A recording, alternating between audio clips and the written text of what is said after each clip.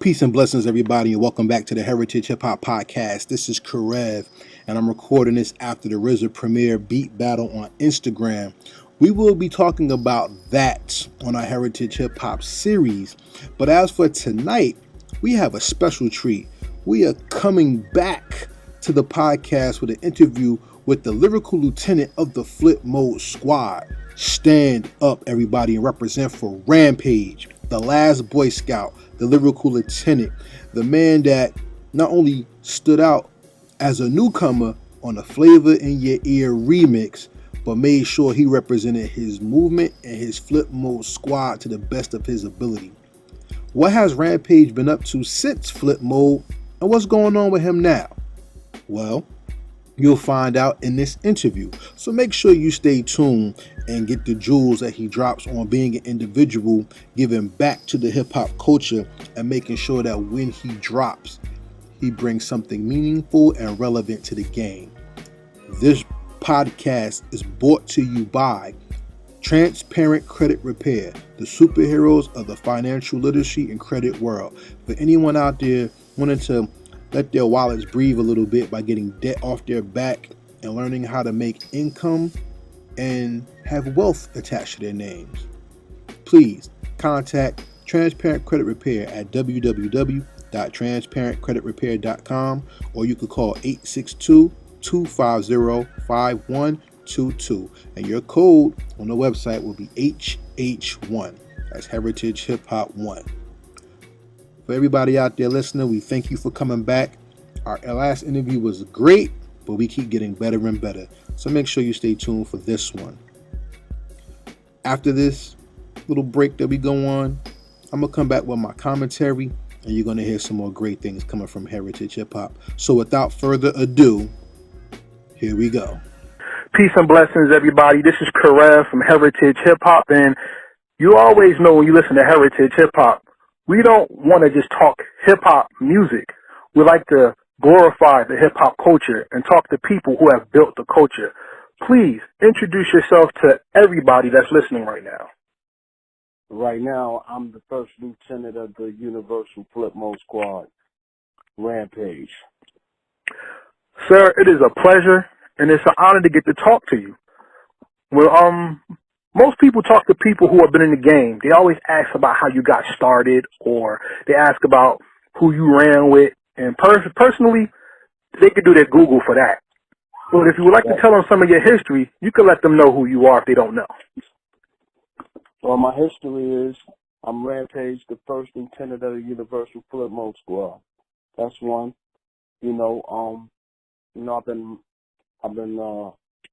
I've been a part of this hip hop culture since '92. I came in the game with Busta Rhymes, which is my first cousin. Also my group Flip Mode Squad. I've been grinding ever since. Well, your grind is a testament of not only being able to get rewarded while being alive, people respect your word. And that's something that I think in hip-hop is missing right now, because a lot of people are making sounds, but they're not making music and keeping their word. Right. Let's focus on your word. Most people who I ask for Heritage Hip-Hop, because I like to bring the culture of the hip-hop and not lose the essence of the hip-hop culture, is this. I asked them, what's the greatest remix of all time? And most people will say Craig Mack, Flavor in Your Ear. And okay. And your verse is one of the standout points in the remix, because I remember when it came out, people didn't know you as being part of Flip Mode. People used to argue that, damn, he nice as hell. This nigga must be in Wu-Tang. Because when he said you fucking with the Raw Clan and the Raw Man, people were trying to find who you were. What do you think people finally got when they figured out who you were, when they really heard your music? Well, I've been doing this since '92. So my very first song was "Beware of the Ramsack," and I was the first artist to put out a record on Flip Mode.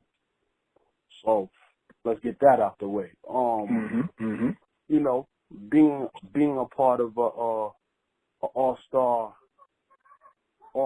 cast, affiliation is a mug. You know what I'm saying? And what I do got to do is I got to thank Busta and Craig Mack for making that situation happen for me, because again, at the time before I got to that record, I was going through some things with my own personal single, whereas, I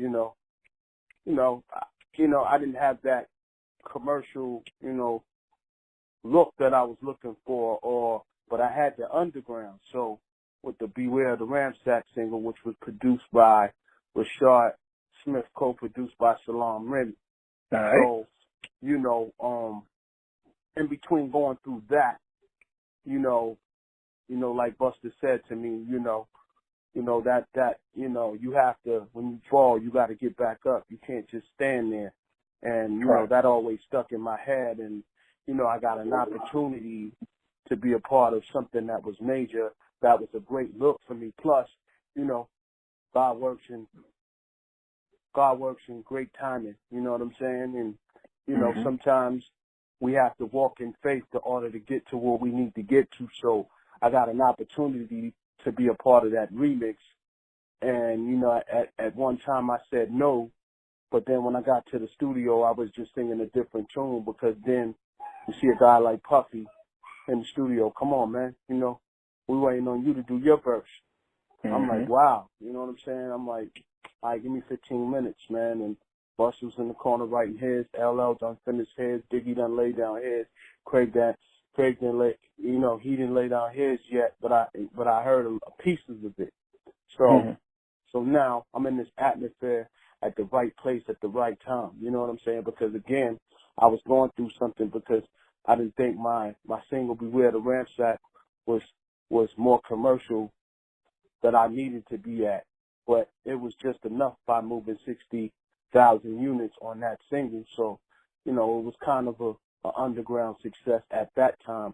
Plus, I was the first artist on Flip Mode. You know what I'm saying? So yes, all that was a blessing, and all that is you got to get up and you got to keep it moving, and you gotta not be on this record. You got to be on all records. You got to show your affiliation. You have to show artistmanship. You have to go out here and grind. You have to move and shake. You got to shake these hands. You got to be at the right place at the right time. You know what I mean? So being on that record, puts me in the right place at the right time, because I was a rookie. Plus, I had to show off too, because everybody had rings but me, and that was me really, showing everybody who Rampage, the last Boy Scout, was. Facts. And part of what makes your story necessary for hip-hop rather than just a story is that you transverse and have went through the underground to commercial success, and then you, through your story, have led people to appreciate hip-hop in a way of what you said, grinding. It is the underdog that makes the story, not the so-called mainstream leaders that make you appreciate the story. You see what I'm saying? Right. And from your career, there's some things that really pop out to me, because people will ask you about Busta Rhymes. You said that's your first cousin. You'll salute the family. Busta Rhymes is one of the greats. Right. But in focusing on you, though, one thing that I always respected about you is your beat selection and how you dance on tracks rather than you rhyme on tracks. How did you find your sound and make your voice pronounced in hip hop instead of sounding like other people, like a lot of artists do today? Well, I gotta give that to listening. I'm an artist of listening. First thing, you gotta know yourself to order match yourself for beats. And I'm gonna use this as an example. And this is the example. It's like when you're an artist and you hear a dope beat like the Shook One, or you'll hear a protect your neck beat, you already know what you're gonna do to it if it was yours. So I kind of like take blueprints from that, and I just listen to beats, and I say, what was so and so was on this? Now, what would happen if I was on it and I set it off real crazy with my bars, and then I match my bars up with how this beat is going? Sometimes I hear different things in the record that a lot of artists don't hear. You know what I'm saying? Because again, you have to pay attention and you have to listen to what you like. And I feel like if you could pay attention to what you like and you put the right lyrics on what you like, I think everybody in the world will feel you. You know what I'm saying? So during out my career, I always pick stuff that I like, not what other people like. You know what I'm saying? I pick Right. stuff that I think my core audience would feel. I just do that. Sometimes I think it's luck because how people will receive it, I don't see it that way. I just Right. do things based on mind, body, and soul. You know what I'm saying? I base my stuff on if I feel it, if it's dope, I already know what type of verse to put on the record. And another thing, just to let everybody know, I don't write nothing down. Everything was off top of my head. Okay. Okay. Well, I want to ask you this, because finding your sound means being truthful to yourself and to the culture itself. One of the standout tracks you made was The Night Before My Shit Dropped. You got a story behind that track? You like the second person I heard. You like the second person that in this week has been talking about that. But go ahead, I'm listening. No, I just wanted to know, like, because you're being true to yourself. What did they say? And tell me about how that track came together, because it's a standout track. Well, the track came together was me being nervous. You know, like the night before Christmas, me being nervous because my joint is dropping soon. I'm getting a full-length album. I have got an opportunity. I built up my credit so much that I got an opportunity to put things out the way I want to put them out, and I'm nervous. So the night before my shit dropped, that's where that came from. And also, Buster was like, what's going on? You nervous? All right, well, that's what you should call the song, The Night Before My Shit Dropped. Yeah, that song is dope, because, like I said, in hip-hop, we hear the same stuff continuously.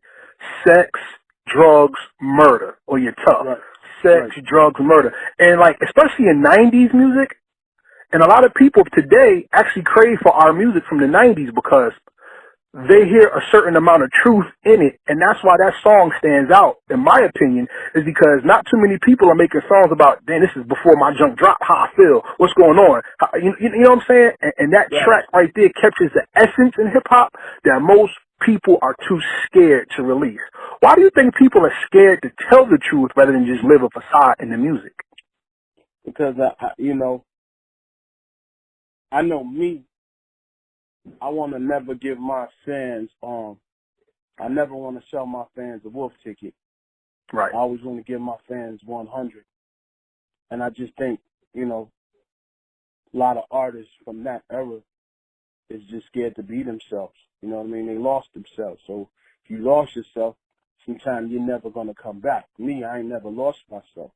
It's just I always elevate and I always keep a relationship. I'm always doing something to always balance out me.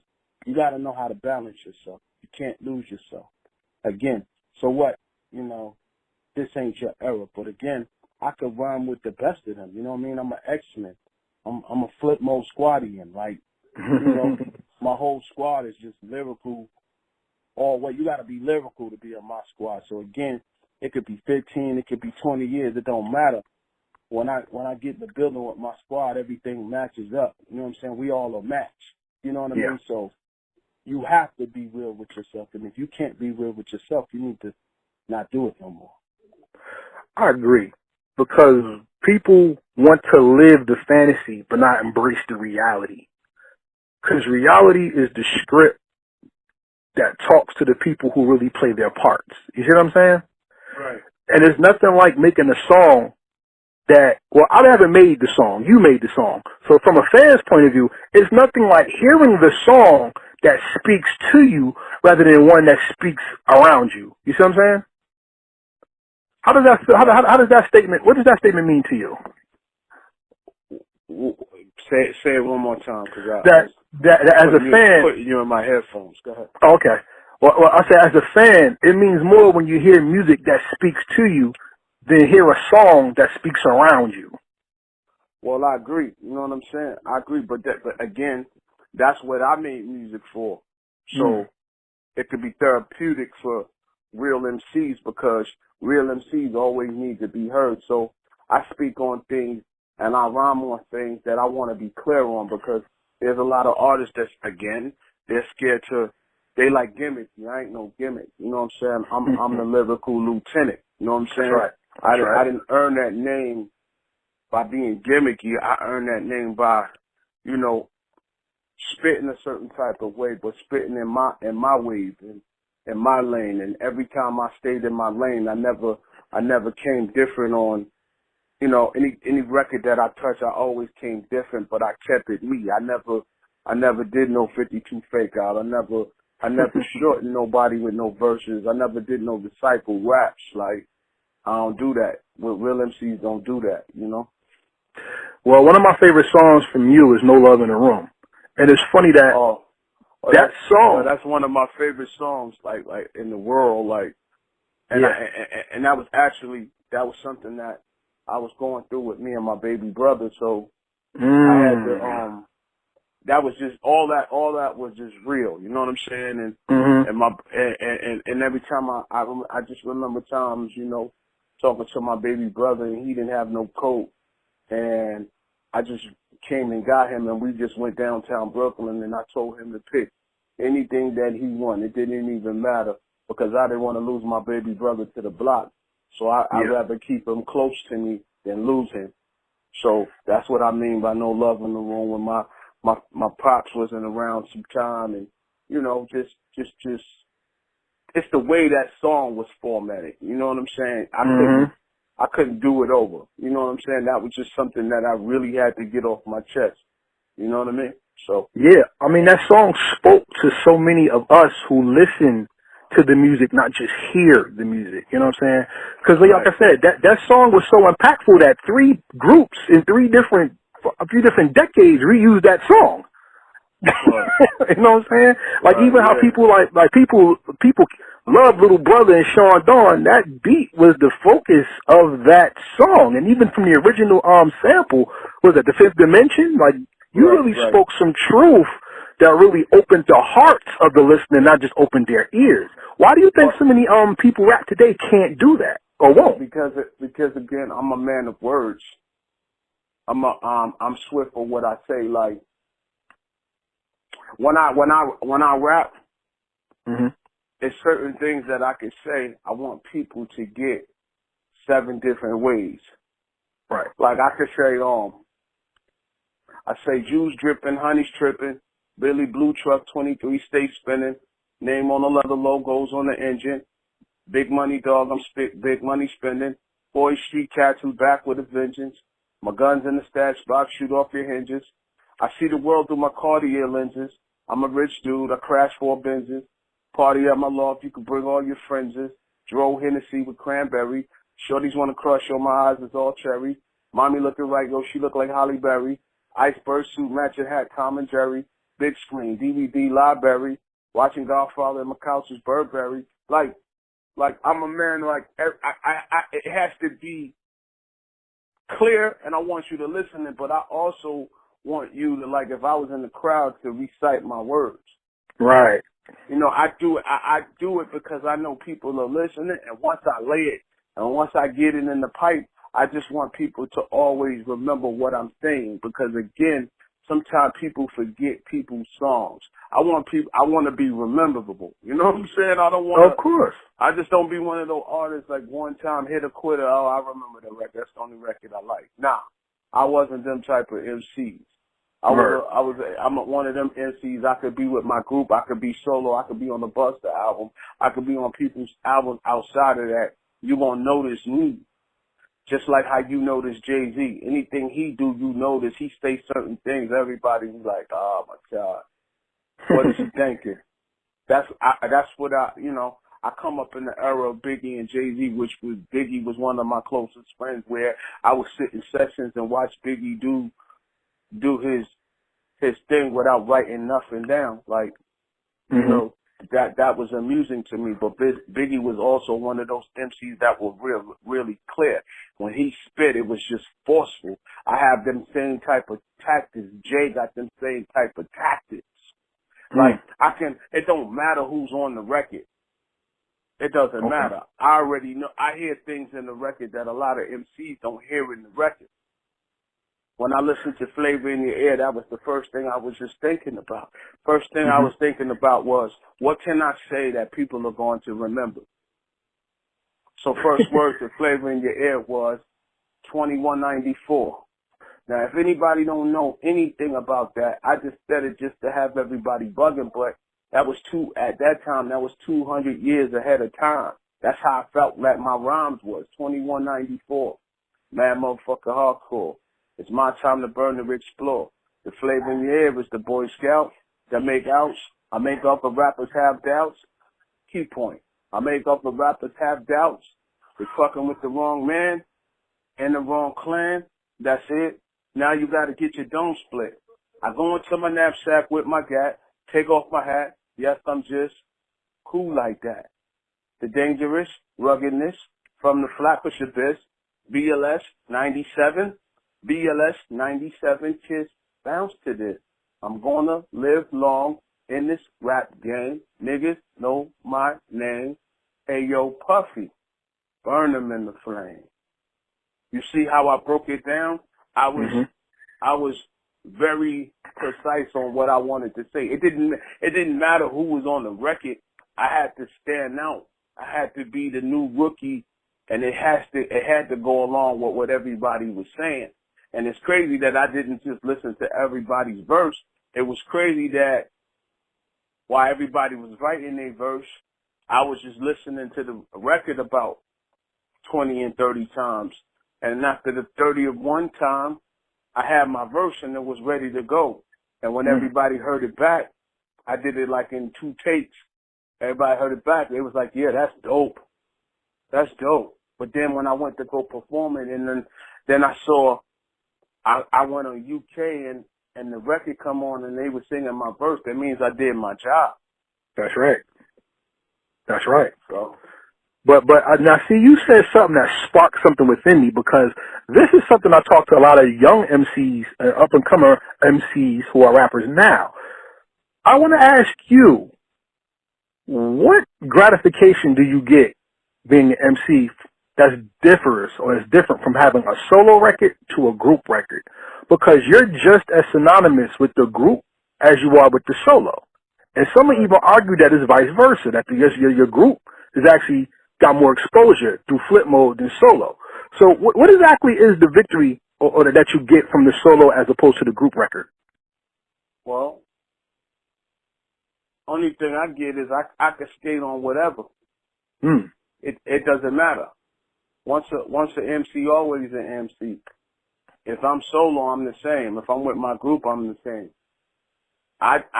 Only time I change is when the music changes. So whatever feeling that the music has, that's when these bars start getting more clever, when I'm with the group. And when I hear some new beats that are for me, that's when it gets more clever. That means it's like my style is like I go higher than what it is.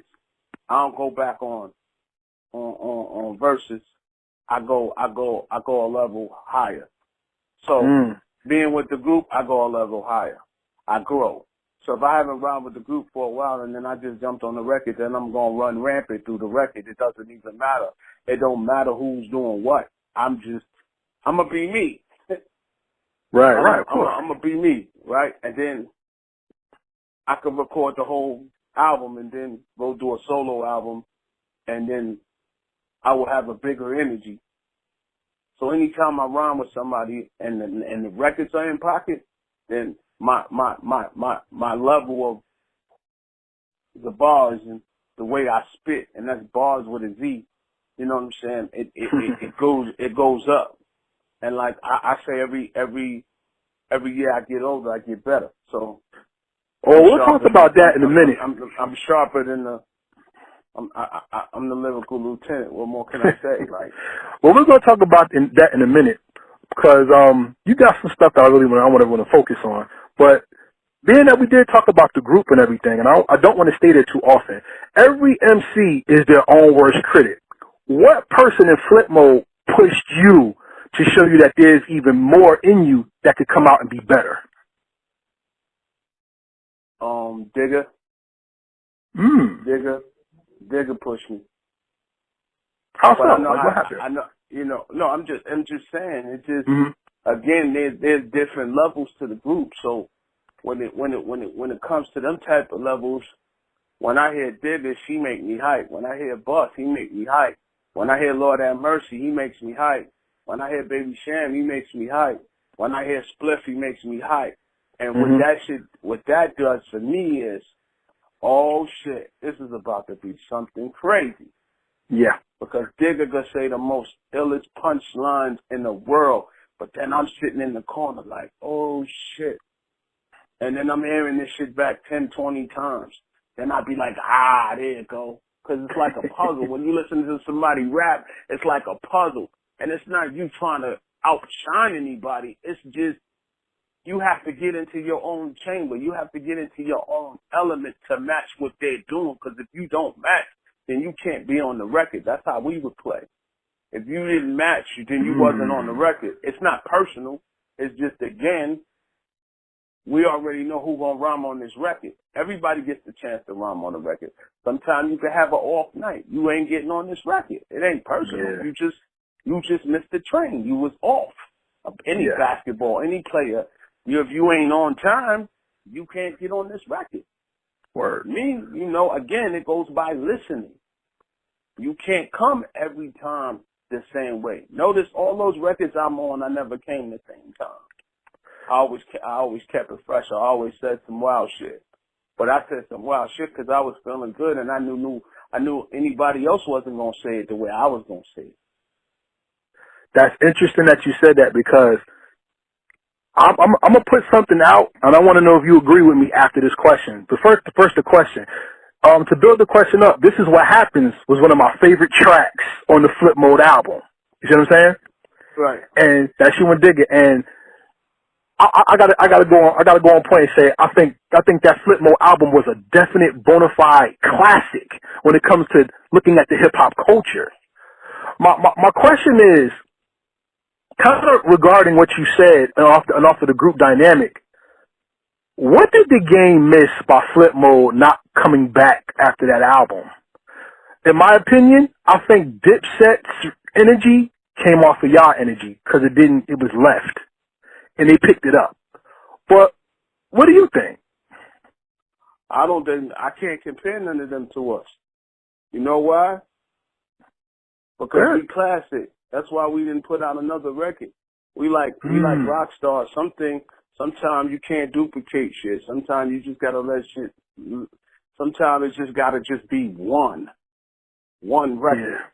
Like I can't compare it to nothing because again it was unorthodox. It wasn't planned. It was all based on Scratch coming to the studio and giving us a whole bunch of records. And he would shout out leave. to him. He's very underappreciated. He would leave. Let me tell you, some of the process was. What I love about my group and what makes us so witty was our producer DJ Scratch is a genius. Mm-hmm. He would just make the beats, right? And just leave. He would come by the studio and leave and disappear. Right? By the time he came back, at least half of them things was done that he left. Like we wasn't trying to do it to cross over. We wasn't trying to do it to it was raw. That's what makes that album. I haven't heard an album like that, raw put together. Never. Not from no group. You can name any one of them groups, and I'm a sit here and wait. You know what I'm saying? I haven't never heard an album like you can listen to all our albums. And let me show you what you don't know.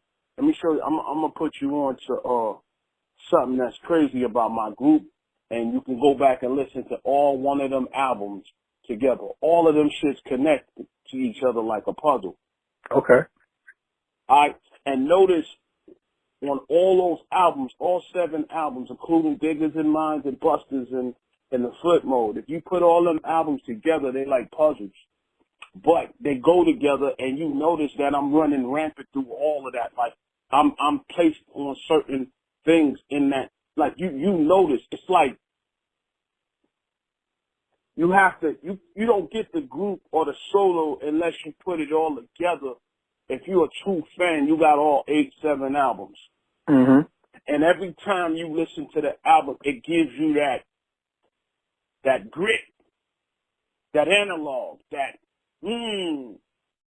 nobody would rhyme to, boom, boom, boom. It's only 5 years left. Nobody in hip-hop has a record talking about there's only 5 years left. Or when you listen to Busta Rhymes to Coming and you hear me, and now, boom, that all those records were entertaining. Ain't no other group has albums like that was entertaining. And another thing, none of them groups wasn't messing with us with stage performance. Hell no. Yes, that I can attest to. One of the greatest performers of all time. So sorry we left y'all, but we wasn't trying to out top albums or nothing. It was just everything is a feel. So yeah, we don't cheat our fans. You know what I'm saying? We don't rush in the studio and cheat our fans. We never did that. We didn't care, y'all need to keep putting out albums. Y'all need to keep. It's just my group. We like Bon Jovi, man. We like Guns N' Roses. We classic like the Stones. You know what I'm saying? When we come, it's when we come. It's never on time, but when we come, it's gonna be on time. So the new Flipmo album is crazy. So there's a new one coming out. Of course. Okay, because we've been waiting for it. Yeah, it's almost 20-some years, right? Like, that's cool. And ain't nobody lose the beat either. I know that. Oh man, I know that. I'm gonna keep it real with you. Rod Digger is my number one female MC ever. Period. Mine too. And I mean, she's from the home team. We Jersey all day, so I mean, that's what it is. But even when I said that statement, it wasn't to compare y'all. What I meant was there was a vacuum because there was nothing there. Okay. I know what you meant because the way we left it. But sometimes when you iconic, you just gotta let it simmer. So wait. Let me ask you this. So when the conglomerate and the flip mode came together to do that freestyle together, and the rush was amazing, is that what made the wanting to do a new album happen? That it was still craved for? We was always gonna do the new album. Oh, okay. We had to all just be in one room together. Everybody is not busy doing nothing. Just the main focus is when we do our albums. Everybody, we're not being distracted. A lot of groups rush albums because they've been distracted. So I can name a couple of albums that just came out and then all them shits was tango. Them shits ain't go nowhere. Right. You know what I'm saying? And what my group is, we are very mindful of what we put out. We don't put it out based on what people want us to put out. We put out what we feel, and this is what makes my group unique. When we come in the same room, it's like we all on one page. A lot of groups went back and did new albums. They wasn't on the same page. Right. You like, what the fuck is this? You know what I'm saying? This shit tango. You know what I'm saying? I'm keeping it real with you. A lot of albums who came, them shits was all trash. You gotta burn them shits and throw them in the flame, like, you know what I'm saying? But my group, we never, it's a mindful thing. It's a respectful thing. We're not trying to do nothing to mess up the legacy.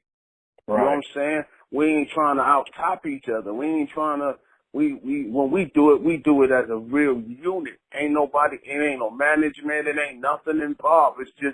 It's just the beats and the rhymes. Yeah. Everybody got their spirals. Everybody know what they're going to do. We in the studio and we're having fun. The thing is, you're having fun being with your brother and your sisters, making powerful moves happen.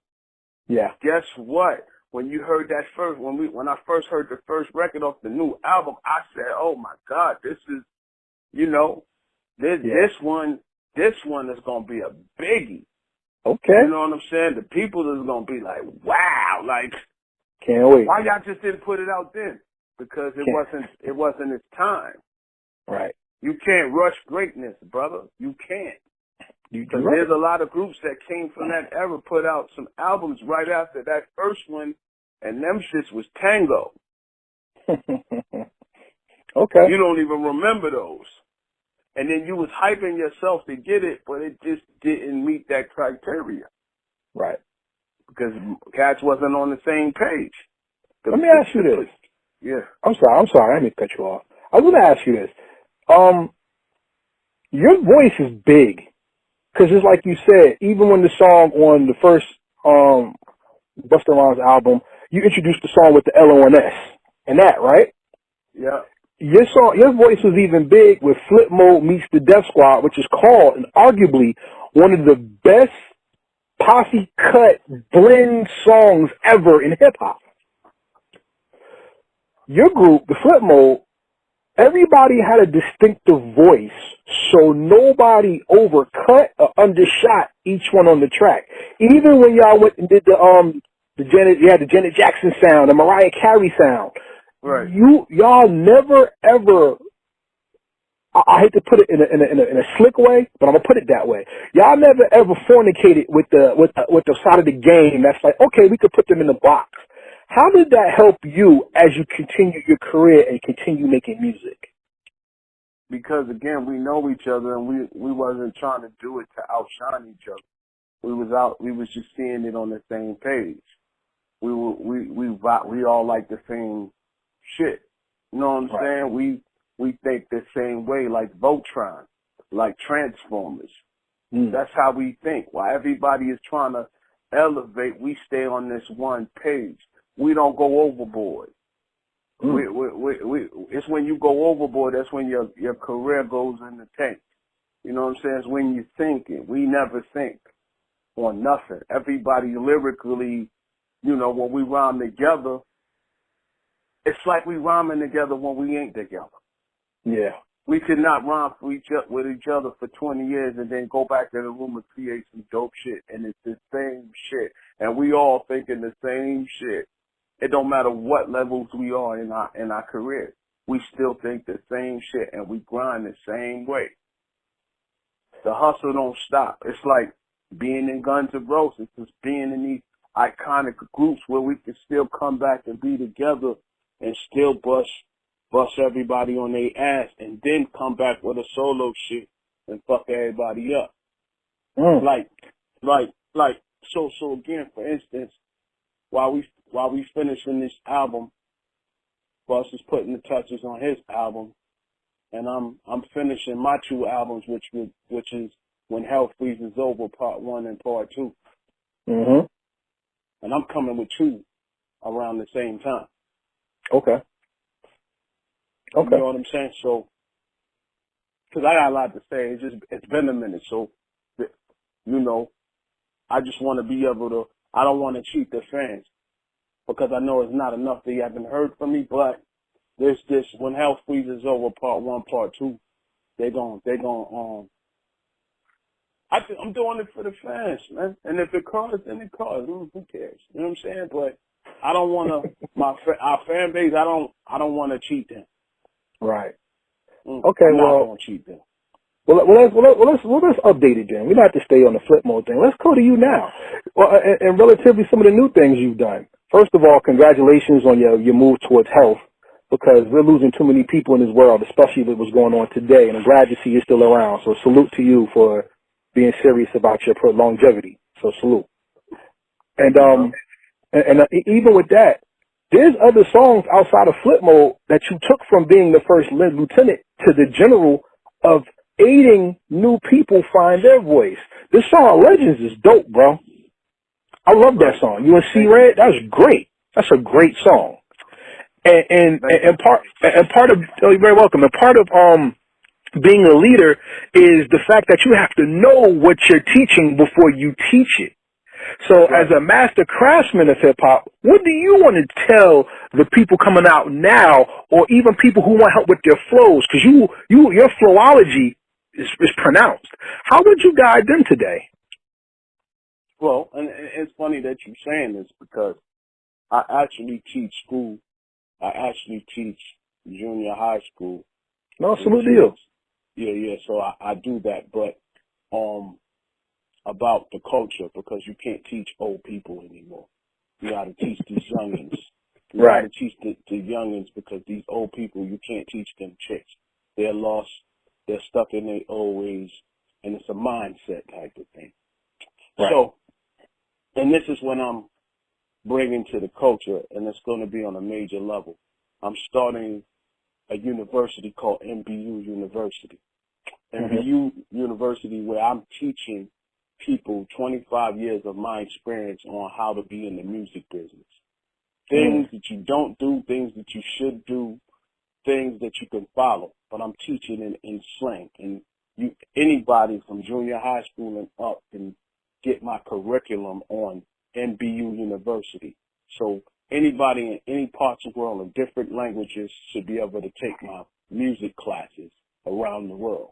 So I'm actually teaching them the difference between a real MC and a toy MC. Either you're going to take this real and be real with yourself, or you're going to just be a gimmick with one stupid record, and then next year you can't come back because, again, you didn't plan that long. Or you got to know the difference between a criminal lawyer and an entertainment lawyer. Like, I see everybody's training to teach the music business online, but I think that's bogus, because I believe that stops the independent, that stops the people from coming up. With MBU, I'm giving you facts. With MBU, I'm telling you this is what you need to do to become an MC. This is the oath that you have to take. If you don't take this oath, if you don't take it serious, you need to get out the kitchen. Word. I appreciate that, because part of what heritage hip hop is, we're not just beats and rhymes in hip hop culture, and we want to connect people with that. That you should know what a Schedule C form is if you're an MC. You should know what it is to be a brand and to be a partner instead of being a slave to a label. Right. Because your signature means a lot. Right. So again, a lot of MCs can't even tell you what's the difference between a major deal and a 360. So I break those down. I break those down in my curriculum, where I teach you my slang for 25 years that I guarantee. Me being a music executive, me signing people to deals, me understanding about management, percentages, points, publishing, BMI, ASCAP, CSAC, sound exchange, digital radio, DJing, 5 elements of the culture. Nobody's really putting it down like that. But you continue that legacy on. Even you're teaching now, being with the Heat DJs, and one Wednesday a month, you gave us you and MJ gave us the opportunity to join and be on that call, and it was an experience that I thank you for, brother. Thank you very much for that, and I plan to continue on with you in that capacity. How has working with the Heat DJs made this even more rewarding for you? Well, again, without the DJ, there's no MC. True. Without the MC, there's no DJ. Now, if I can't give this record to this DJ, then radio or digital radio wouldn't play me, because I don't have a relationship with a DJ. How do I have a relationship with a DJ? This is relationship. This is showing you how to network. People don't network. All right, cool. Everybody's on the fucking Instagram. Everybody's on this stuff. Everybody's trying to be flossy. Everybody's trying to pop off. Boom. Me, I'm not trying to do all that. Again, I'm thinking outside the box. So I do this call every third Wednesday of the month, where I take major artists and independent artists, and I got every label on the call. And it'll be between 1,900 and 2,500 people on the call. And I put dope artists with whatever independent artists that match with the major artists or same wave music waveform. You understand? It's like I'm mixing a record, but I'm putting them all on the phone. You know what I'm saying? So I'm taking old and new and old, and I'm mixing it up on my Heat DJ conference call. I'm giving artists opportunity to listen to people that's still in the game, go through the same thing they're going through. I'm not selling hopes or dreams or wolf tickets. I'm bringing the industry to you to your house, but I'm not doing it in video. I'm doing it by listening, because anybody know anything about the music business, if you don't listen to details, you're going to lose. Facts. Make sense? That makes perfect sense. But see, even with you doing that, you're also accentuating something that I think is lost in hip-hop, which is paying homage. And even from when you first came out to even today, you still pay homage, not only by teaching the culture, but by keeping that sound alive. On your first album, you had Flip Mode Enemy #1, Public Enemy, correct? Right. You have a new single out right now where you loop Diggable Planets. You want to talk about that? Yeah, that's dope. You know, I always been a fan of Diggable Planets. I always thought that record was dope. I just wanted to chop it because I knew nobody else was going to sample it. Not many people are brave enough to rhyme on that beat, too. You know what I'm saying? But again, I know the element of the record, so I can rhyme on it because I'm the lyrical lieutenant. That's right. You know what I'm saying? So it's nothing that I'm not adapt to as far as music. Like, I could do that in my sleep. I could do it in my sleep. I could rhyme to any record in my sleep. Like, it really doesn't matter. Like, I'm a mutant. For everybody out there, you know what I'm saying? Oh, no doubt. And everybody out there who's going to listen to this or listening, the name of the single is called We Go Out. And that's something that you need to hear. And then on the B side, or the second follow-up with it, is Take a Selfie. You want to talk about that record by chance? Oh, that's just, you know, me moving forward, letting everybody know it's beyond rhyming. I could pretty much rhyme on anything that I want. I'm the lyrical lieutenant. I can rhyme on Take a Selfie records. I can rhyme on Wild for the Night records. I can rhyme on trap records. I can rhyme on anything. Once you're a mutant and you're immune to it, it's just, you could do whatever. I can be Rampage on Mariah Carey and Alicia Keys. I could be Rampage on Busta Rhymes. I could be Rampage on Rampage. I could be Rampage with Rampage and Digger. Like, I can go into 20 different elements. I can go back into time and pull that style back out on those type of records. I know how to do it. I got a couple gold and platinum records on my wall, quite enough, where I've done it 20 million times. It ain't nothing for me. I do it in my sleep. I'm confident on what I do. You have to be confident, artists. You have to be. You don't have no confidence, you cannot be in the music business. If you don't have no patience, you can't be in the music business. You don't understand. There's the World Wide Web that can make you understand. Please don't do homeboy operation. I'm passionate on what I do. You know what I'm saying? And for everybody out there listening, you define all that by one word: classic. So before we finish out the interview, I have 5 questions I like to finish out with, and then, you know, we'll have a good time with those. But before we do you want to plug your social media, your projects, and everything that you got? All right. Be on the lookout for MBU University. Anybody want to do collaboration with me? Hit my manager up, Money Green Marche. That's MARSHEAG @gmail. Anybody want to do interviews with me, want me on their radio stations, on their radio show, hit the #1 publicist up, MJ. Anybody want to get at me on social media, on Twitter @The Real Rampage, on the Instagram @The Real Rampage. Rampage the Last Boy Scout on Instagram, Heat DJ #1 on Instagram, Mix Show Madness on Instagram, Roger Rampage McNair on Facebook. All right. So here's our final 5 questions. What I usually do at the end of interviews, I have like a rapid fire, which is not yes or no questions. They're questions that's more devised on you as the MC and what you see from the culture and inside of yourself. You're an established artist, so I can't give you the questions I give an independent artist. So I made these 5 questions up for you, in particular, based on your career and who you are. So you ready to go? We good? Yeah. Okay, here we go. Question #1. Everybody from Brooklyn represents Brooklyn to the point where everybody in the world knows Brooklyn or from Brooklyn. I got a cousin from Brooklyn or something, right?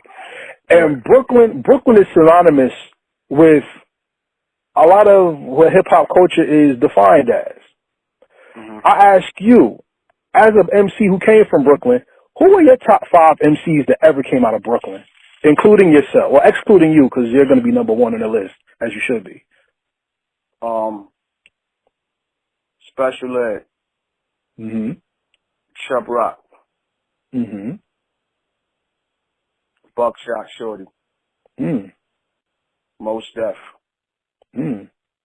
Talib Kweli, Okay. Brother Okay. J from X Clan, Very slept on genius. Jimmy Spicer, Yep. Whistle, Okay. Houdini, Mm-hmm. um, um,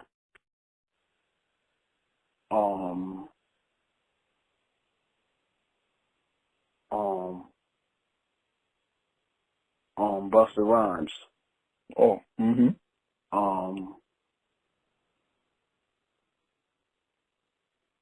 did I say Biggie? Nope. Biggie, Okay. J. Rue the Damager, Beast. um,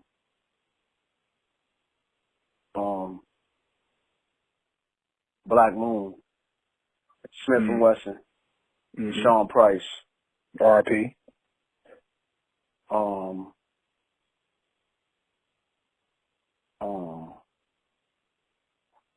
MC Light, Mm-hmm. Sweet Tea, Mm. um, It's a lot of y'all. hold on, Antoinette, Yeah. hold on,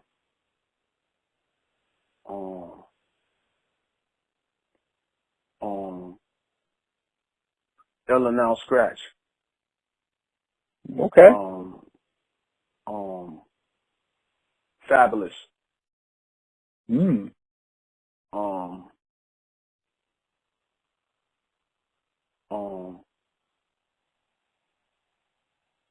that's it.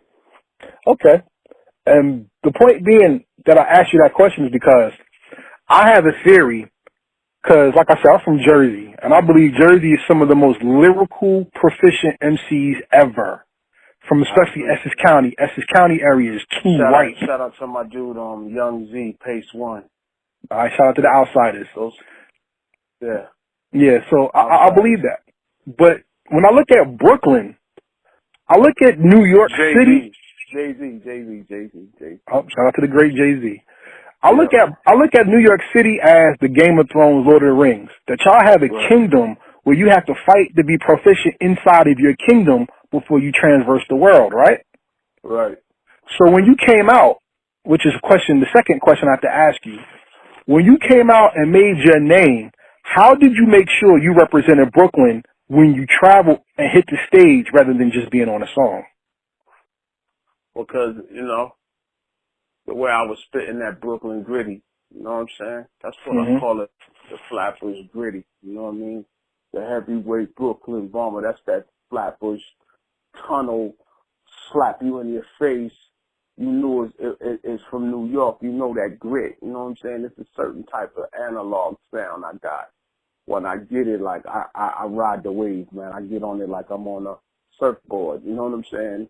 Yeah. It's that gritty. It's that grime. It's that street authentic. It's that Mitchell and Ness. It's that. You know what I mean? It's that. It's just... it's hard to explain it. It's just rough and rugged. You know what I'm saying? It has a Big Daddy Kane also. I'm still thinking of these people. You know it's a lot of y'all. I got you. Yeah. So then look, here's my third question. I'm gonna ask you this question as a fan, okay? As a person who listens to your music, or listens, I should say, the one thing I appreciate about you is Rampage can make a song where he's rough, raw, gritty, but he could also make a song where you dance. You had a song with Billy Lawrence. You had a song with Mariah Carey, and even the song Pound Cake. You got songs where you can bounce and not just have to just Keys. nod your head. Alicia Keys, shout out to her. Falling. Right. You got songs where you don't only fall into that one category. You're giving people the ability to party, move, dance, appreciate your sound, and bounce. Why is being versatile necessary? Where a lot of these MCs out now just want to have that one trap beat and not spread their wings. Say it again. Why is it necessary for an MC to spread their wings and be versatile rather than just try to catch that one vibe trap beat sound? Well, I can't speak for everybody else. You just got to be lyrically inclined and you got to be versatile. You have to always be able to be flexible as an MC. And what I mean is you could do some hardcore stuff. Like, let me show you how I do my format. I could do 10 hard records. I could do 10 R&B records. I could do 10 slow records. I could do 10 Jamaican records. I could do 20. I do that like an exercise when I'm doing records and I'm writing records for, or I'm ghostwriting for somebody. I can get in any lane. I'm a mutant. I'm a flip mode mutant. Like, I can do anything. If the record is trap, I can rhyme trap, but I can keep it me. A lot of people can't do that. You know what I'm saying? Or, you know, I can get an Alicia Keys record. I hear the beat one time. I know I don't need to go hard on this record. I need to go real smooth, but I have to be me when I'm doing it. You know, and I have to have key points. Because I'm listening. I'm understanding the details of the record. I listen to the record before I go. Because I know how I want to be portrayed. You know what I mean? True. Okay. I respect that, which leads me to my fourth question, which is, being that you're able to bounce back and forth, when was it that you felt your first victory in hip-hop to let you know that not only can you do this, but you're proficient in this? When was my first victory? Mm-hmm. My first victory was like when did I know that this thing was gonna go? Well, that is your question. You tell me how you take it. I'm not going to define you. Well, when we first dropped Flavor in Your Head, I didn't think, you know, at the time, because I was thinking about another record, but then I jumped on another record, which was a feature that was really major around the world. And by me listening to it and meeting different people around the world, and at that time we had the Yo MTV Raps and we had the Rap City. Oh my God, man! That thing was on extra glow, man. Like, you know what I'm saying? 94 was the year, man. Like, that was a great year for me. 94 was a good year for me. I came in 92, but I really came in it. I really, you know, it took me 2 years later to really get my bones. So Flavor in Your Ear was the record that kind of catapulted me and put me on that level. I had to get my ring on that record, you know what I'm saying? I had to get the chip on that. So that was like one of the records that put me on that platform, and I just stayed. Word. I mean, one testimony that I'm gonna give you to just reinforce what you said is, there's songs where people will do songs together and somebody's verse may get skipped because you heard it too many times and you just wasn't feeling it. Nobody ever skipped your verse. So salute to you on that, all right? Oh, I got to rewind that. And the reason why they never skipped my verse was I went third. Notice that I went third on that record. Mm-hmm. That was the best time to go on that record. I couldn't go last. I couldn't go where L went. I couldn't go last because Bus dominates that lane. Biggie, you know, when he goes through his verse, it's just, he's like, oh my God, it's hard to come back. And then Mac is just, welcome to the back. You know what I'm saying? And then just notice it went Craig and went Biggie, and it's kind of hard going after Biggie. But I understood that was either you fall, you win, or you lose. Man, I wasn't going to lose that one, bro. All right. I hear you. Nah, Yeah. man. Nah, I man. Nah, yeah. man. And I got a few rings on that one. You know what I'm saying? That one, I won the chip 5 times on that one. 5 yeah. times over. You know what I mean? And then, you know, my second win, I would say, was when I dropped on the Busta album. I got a couple of chips on that one too. And then I dropped Wild for the Night, and then I got triple chips on that one. Right. So, yeah, I had 3 moments of the game that was serious. You know what I'm saying? Like, it was serious. And then the flip mode, I got a few chips with that. Then the busting rounds, I got a couple of, I got about 11 rings, my dude. Like, that's peace. and all that was just being at the right place at the right time. So, as I look, like, I got a whole wall with well over 30 to 40 plaques of chips that either I wrote or had something to do with. But I got tons of them. You know what I'm saying? And those are my degrees because I'm a kid. I got a GED. I never had a high school diploma. So all those plaques on my wall are my diplomas. Well, salute to you. A sidebar question: since Flip Mode is coming back, is Lord Have and Rock Marcy going to be on those? Lord have mercy. It's Okay. definitely on the album. Okay. To Rock Mars too. Yeah, he's a beast. Everybody, like, you know, Okay. I can't even tell you, man. You just gotta wait. Oh, I'm waiting for it. But I hope I get it. What I'm gonna say is, ain't nobody fucking with that album, my dude. I'm gonna keep that a billion with you. Well, I'll tell you what.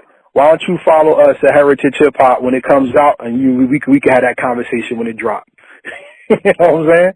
Definitely. But here's my last question, and I thank you for this interview. Shout out to MJ for making this happen. MJ, you are amazing. Here's my last question. This is the most important question I ask everybody that comes on Heritage Hip Hop. Rampage, you have been around the world and back. You have created worlds, and you have basically changed worlds because your lyrics have inspired people to rhyme, and you're also helping people like C-Red and even people like me touch hip-hop where we never thought that we would. You know what I'm saying? Right. But unfortunately, our lives on this world are very temporal. One day we're not going to walk the earth, and we're going to be remembered by what we leave behind. So somebody may find the last Boy Scout or Pound Cake or Selfie or you know, we'll find Heritage Hip Hop's interview where you spoke and they got to hear your story. Right. My question to you is, my question to you is, what is the legacy that you left behind and made the world better because you did hip hop? How did you make that the world more better because you existed? You hit it because I existed. That's it. Because I existed. Again, I got an opportunity. I took it. I wasn't scared. I walked straight. I believe in being at the right place at the right time. So, and just to let you know that it's not over, so I can't really tell you that until I just completely don't do hip-hop no more. Because I have more stuff coming.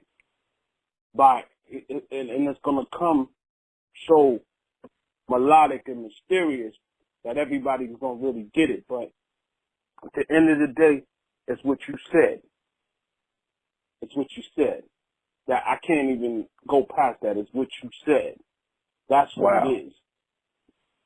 All right. I can't, because again, I'm not done. You know, I'm still rocking. I'm still living. You know, I contribute a lot already, but you ain't seen nothing yet. Word. I'm still working. I'm still in the physical. I ain't, but if something shall happen in between, I got well over 1,000 records, man. Yeah. I got well over, I've been a part of some great stuff that ain't nobody ever gonna be over the top.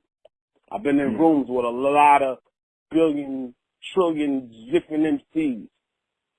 I've been on records that I got opportunities to be on that a lot of people could only wish if they was in these sessions. So I'm grateful for that. But I'm not done, so I can't really answer that. But you did answer it for me. Word. Because I'm not done. It ain't done. I'm not done. I'm like KRS-One. I'm going to rock this shit till I'm motherfucking 60. All right. Well, for everybody out there that's listening and has listened to this great interview, we both thank you for tuning in to Heritage Hip Hop. Make sure you follow us all over your social medias, and make sure you support the brother Rampage, because like he said, he exists and hip hop exists. Hip hop comes from God, and God manifested himself in our culture. So for everybody out there listening, we say peace, and we out. Once again, thank you from Karev of Heritage Hip Hop for listening to our podcast interview with Rampage, the lyrical lieutenant of the Flip Mode Squad. Before we leave, we want to say a special shout out to our team. Shout out to Transparent Credit Repair, Fatty's Place, Diamonds LLC, Wildfire Marketing. We also like to give a shout out to the Big A Show and everybody affiliated with Heritage Hip Hop. If you would like to be affiliated, you can visit www.heritagehiphop.com, where with free membership, not only do you get to see one of the best websites that represents New Jersey hip hop, but you get all the perks that comes with membership, like getting Heritage Hip Hop Playlist number 3, where we highlight some of the best artists that are going to become your future favorites from the music genre. And we have a members only page where this month we are highlighting Julius Pimpin' and Chill Lounge. You could get Dilla at the Movies mixtape. Shout out to Chill Lounge and Julius Pimpin' with his new single Long Spoons out right now.